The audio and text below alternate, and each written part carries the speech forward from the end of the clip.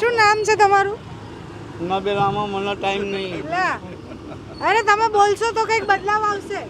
ચાવાળા શું બોલે? અમારા મોદી સાહેબ તો ચાવાળા એ બોલશે. અમારા શું બોલવાનું?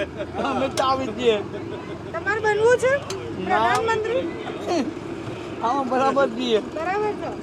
અહીંયા રોજ માણસો આવે તો તમને કહે કે અહીંયા આ તકલીફ છે ને આ તકલીફ છે, વાતો કરે? ના ના, અહીંયા આપણા ધંધાથી જ મતલબ રાખીએ.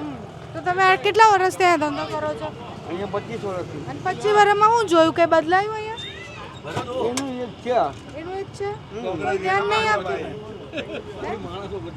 બધાનું કામ કરે જાય.